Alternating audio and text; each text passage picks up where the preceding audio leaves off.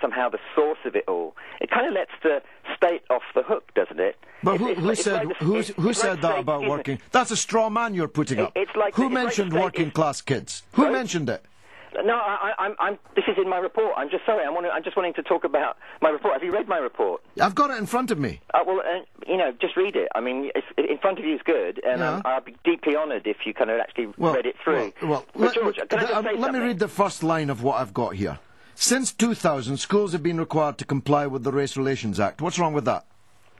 The problem with that is that there's been this seamless kind of passing of a kind of policy that was kind of designed around the police. It came out of the Stephen Lawrence inquiry, and it kind of urged.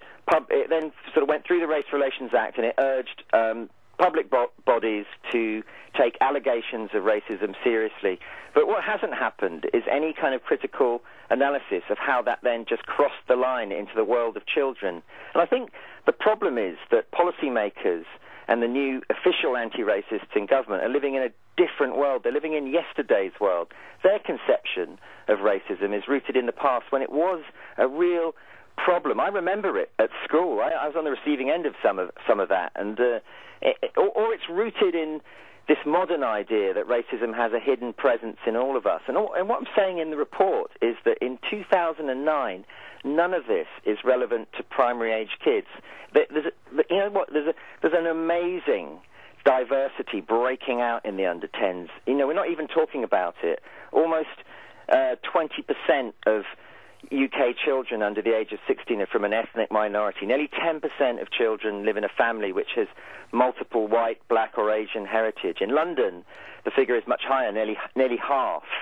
And that's just one side of it. But when we work in school, those of us that work in schools, teachers and parents know this, and the kids know it for themselves, is that in that under 10 age group, in the playground, they're really, it's a really amazing phenomenon that's breaking out. And I really want to kind of like applaud that and say that one of the consequences of a incident reporting machine is that it creates a kind of impetus and an idea that there are racist kids in large numbers across the school system.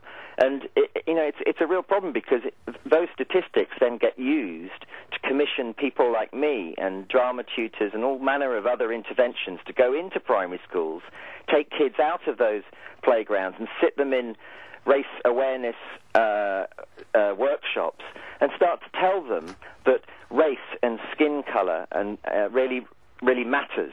But Adrian, George, these kids were saying to us, all right, Adrian, that surely Adrian, it's what's on the inside that matters. Adrian, you've been speaking for 11 minutes, which is a long time for a guest, so let me just ask you a final question, if I may. The racism, the ideas of racism have never been more powerful than they are in Britain today. Do you accept that? No, I don't. You don't accept that 1 million votes for the BNP, 2 members of the European Parliament for an avowedly, openly racist party is not an indicator that racism in Britain is stronger than it's ever been? It's a kind of distraction from the fact that in Britain today is palpably less racist and more tolerant than it's ever been before. I remember Tell you what, Adrian. I lived in Bethnal Green for 17 years.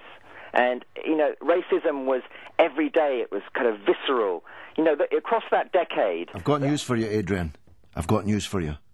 Such visceral racism exists today, not just in Bethnal Green.